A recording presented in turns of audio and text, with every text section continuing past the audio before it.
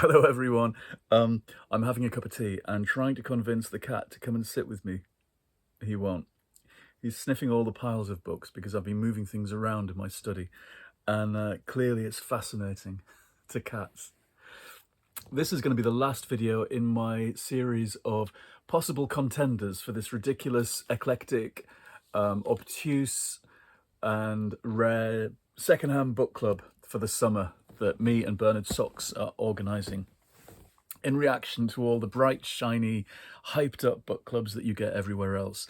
These are books that I've read sometimes a long time ago, and I see my summer book club as a way of bringing them back out into the sunny light and describing them to you, and maybe encouraging you to go off and find lovely new copies or lovely old copies of these particular books.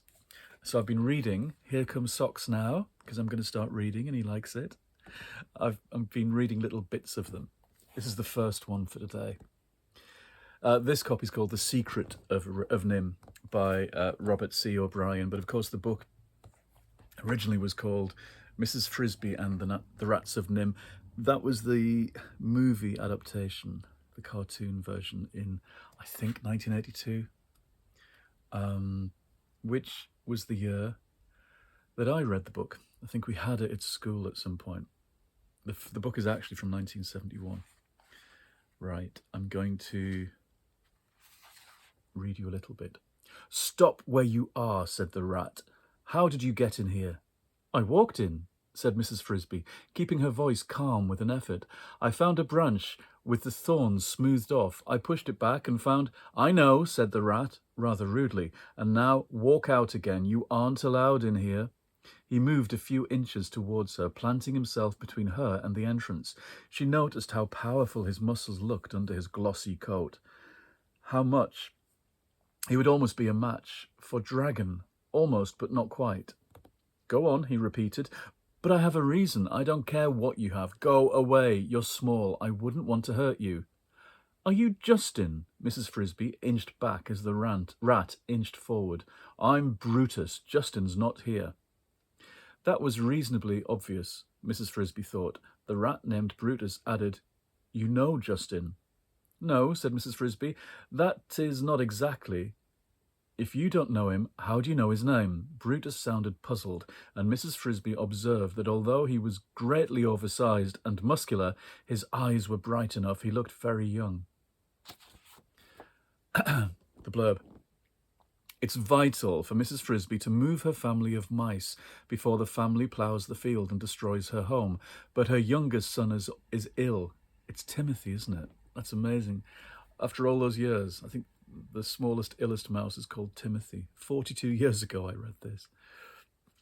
And she's worried that he might not survive the move. Help arrives in the form of some super intelligent rats who live under the rosebush. Only then does Mrs. Frisby begin to understand the extraordinary history of these rats and why they regarded her dead husband as a hero. Definitely worth a reread. Not sure if it's for my book club though. This is one of my favourite things. I've had this copy of Music for Chameleons by Truman Capote for a long time. It's a kind of miscellany from, I think, 1980, and this is a nice American edition. It's bits and pieces by Capote. He's one of my favourites, and he's back in people's minds because of the TV show Feud, telling the story of him in the 70s and how he fell from favour with his fancy, posh friends. I didn't read this completely until recent years, I don't think. I'd read all the bits in different anthologies and so on, but I hadn't read this as one big collected volume, and it really works as a collected volume. Shall I give you some of this? The introduction's interesting, the preface. "My life as an artist, at least, can be charted as precisely as a fever. The highs and lows, the very definite cycles. I started writing when I was 8. Out of the blue, uninspired by any example. I'd never known anyone who wrote. Indeed, I knew few people who read. But the fact was, the only 4 things that interested me were reading books, going to the movies, tap dancing, and drawing pictures. Then one day I started writing, not knowing what I had chained myself to for life. A noble but merciless master. When God hands you a gift, he also hands you a whip, and the whip is intended solely for self-flagellation. But of course I didn't know that. I wrote adventure stories, murder mysteries, comedy skits, tales that had been told me by former slaves and Civil War veterans. It was a lot of fun at first. It stopped being fun when I discovered the differences between good writing and bad, and then made an even more alarming discovery: the difference between very good writing and true art. It is subtle but savage. After that, the whip came down. As certain young people practice the piano or the violin 4 or 5 hours a day, so I played with my papers and pens. Yet I never discussed my writing with anyone. If someone asked me what I was up to for all those hours, I told them I was doing my school homework. Actually, I never did any homework. My literary tasks kept me fully occupied. My apprenticeship at the altar of technique, craft, the devilish intricacies of paragraphing, punctuation, dialogue placement, not to mention the overall grand design, the great demanding arc of middle, beginning, end. One had to learn so much, and from so many sources, not only from books, but from music, from painting, and just plain everyday observation. Just those 2 pages are enough to set you off thinking for a long time. That very deft suggestion of middle, beginning, end as the shape of a story is worth its weight in gold. And the childhood he describes is one very familiar to me, although I wish I'd been as brave as he was to not do the homework. It kind of infuriates me in my dotage, in my middle age, that we had to learn so much rubbish at school. The idea that we had books of logarithms that we bought ourselves, we were told to go and buy at the stationers, and they were just tables of stupid numbers. I don't even know what they were for physics and maths. The stuff that we learnt in maths was all nonsense. Stuff about arable farming in geography was all nonsense. They didn't teach history properly. They didn't teach history as, something that was imminent and all around us. And, they didn't teach us post-war history, what things like NATO and the EU are really about, and why we should be upholding the things that hold us together as a world and not destroying them.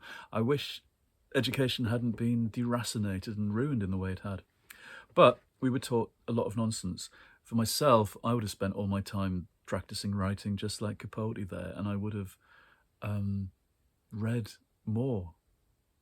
I just think of all the wasted time as more reading time I could have had, although I read a certain amount anyway. Anyway, I could rant about education forever, but I love that beginning to Capote's book. And the pieces in that book are things like his essay about his friendship with Marilyn Monroe. There's a long true crime story that he wrote, a kind of spiritual sequel to his In Cold Blood.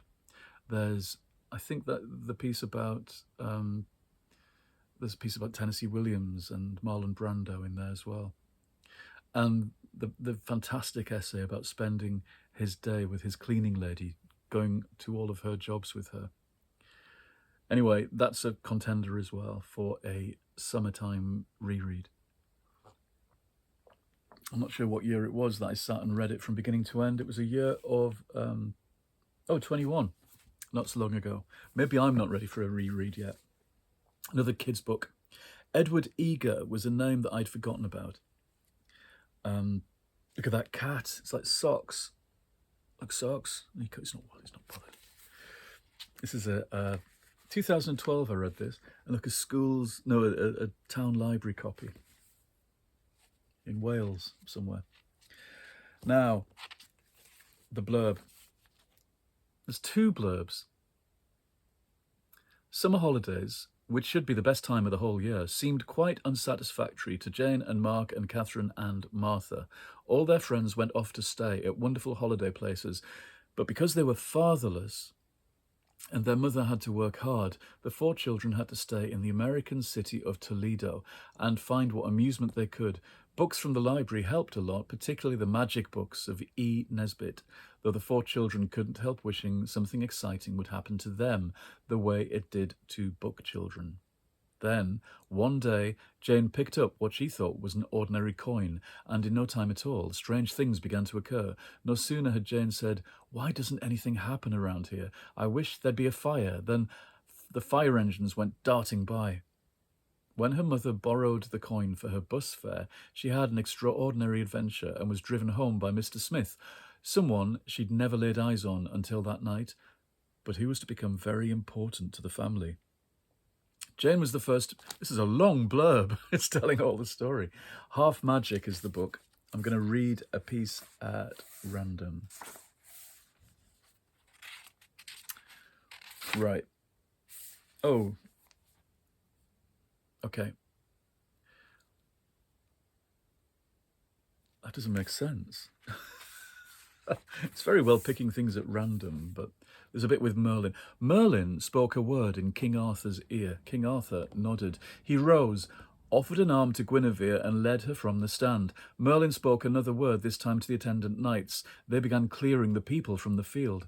Most of the people went very quietly, but 3 children in the front row of the grandstand put up quite a fuss, saying they had to find their sister Catherine, who'd done something terrible. But a sister was a sister, and they'd stick up for her anyway. The knights cleared them away with the rest. Presently, after what seemed like at least a year, Catherine found herself alone before Merlin. She was still crying. Merlin looked at her sternly. "Fie on your weeping," he said. "I wot well that ye be a false enchantress come here in this guise to defeat our champion and discredit our Table Round." "I'm not. I didn't," said Catherine. "Ye be too," said Merlin, "and you certainly have. After today our name is Mud in Camelot." "Oh," wept Catherine. "Silence, sorceress," said Merlin. He waved his wand at her. "I command that you appear before me in your true form." Immediately, Catherine wasn't tall or strong or in armour any more, but just Catherine. Merlin looked surprised. I think I read a whole bunch by Edward Eager in Puffins when I was quite little, and then he vanished from my memory. So finding him again was quite something. Because they were funny. I loved funny books when I was a kid. Like this. I read this whole series when I was 6 or 7. Albert the Dragon, Rosemary Weir. They are, it sounds daft, doesn't it? Suggesting books that I read when I was 6 or 7 for my book club. But they are hilarious. So I'm still going to suggest I read some. This is the first chapter of the first book. Rosemary Weir was the writer. Albert tries to help. A very long time ago, before the days of trains and planes, dragons lived in Cornwall, on the most southern west tip of England. They lived in caves among the rocks, and people found them rather a nuisance because they were so big. When they got excited, they breathed out fire and smoke, and this set heather and ferns alight and caused fires just where the farmers didn't want them.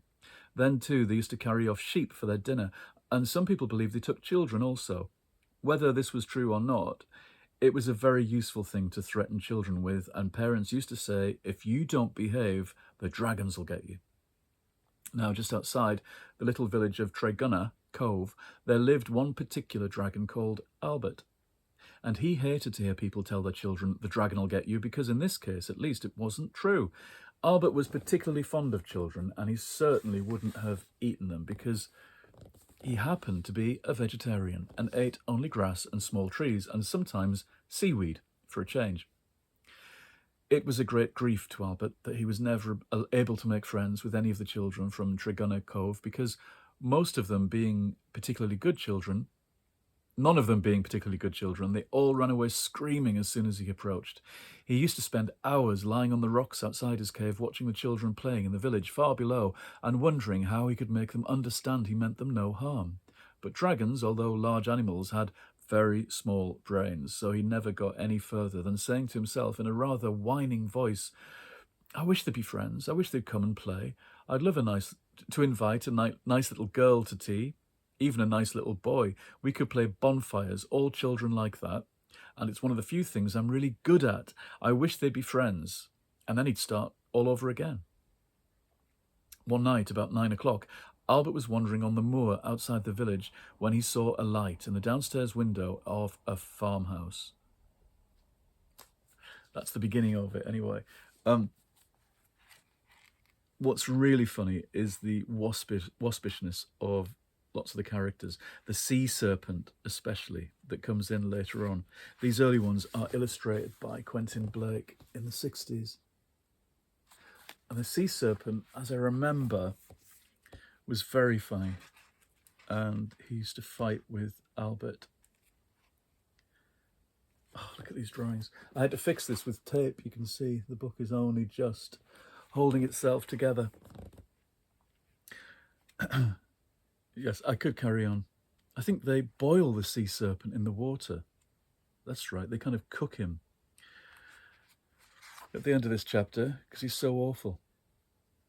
Heated, said Sydney. I'll say you do. The sea's getting quite hot. Here, steady on. I can't stand this. It's nearly boiling. I shall cook in a minute. Cool down, old man, cool down. But Albert, so far from cooling down, began blowing fire and smoke out of his nostrils, and all his body glowed fiery red.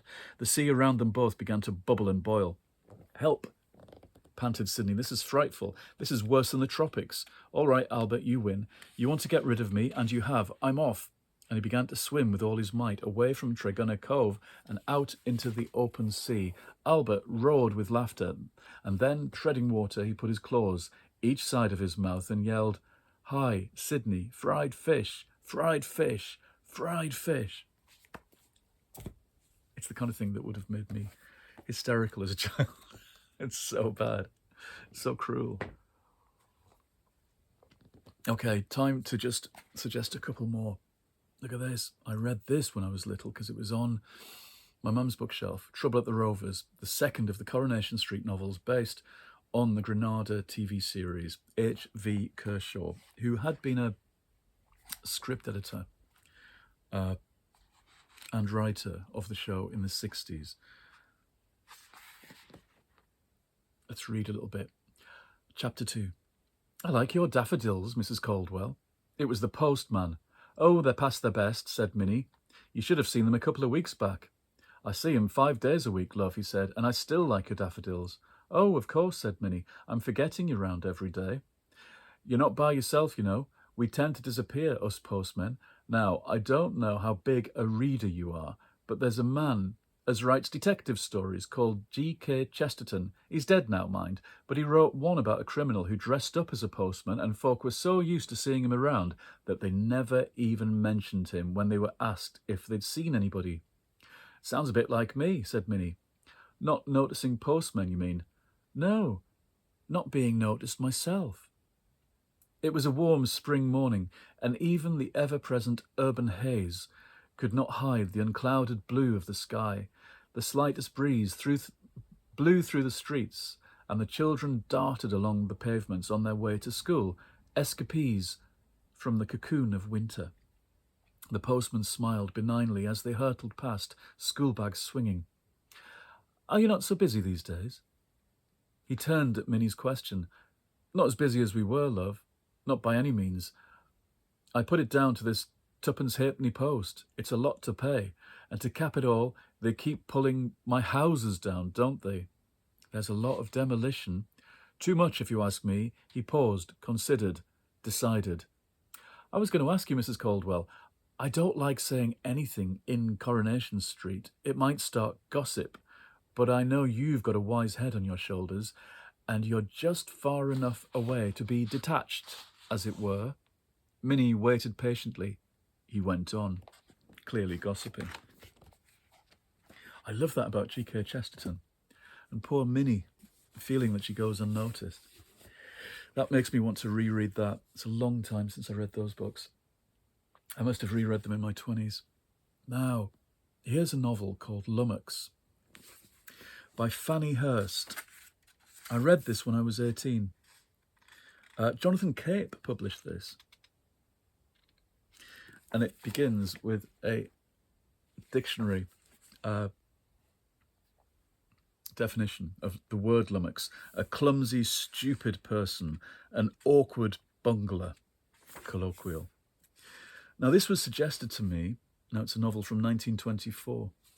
It was suggested to me, and I think I borrowed a copy from a girl called Jill. I think she was called Jill. When I worked on a play scheme when I was 18 on our town, the summer holidays in Newton Aycliffe, the council would hire people who were about to go off to university, usually students, to run this mad play scheme all over the town. They opened all the schools and let all the kids from the estates congregate in the schools, and they would just play games all day and go roller skating and doing long walks around the town and playing rounders all the day. I used to hate games when I was a kid at school, but for some reason it was hilarious to have hundreds of people of all ages playing rounders on these school fields and having the run of the place. It was a very funny summer with this army of kids taking over the whole town, it seemed like. Anyway, Jill was in charge of this particular play scheme with me, and she talked about this book, Lummox, and lent me it. And I don't know where she got it from or what the kind of connection was, but I did like it at the time.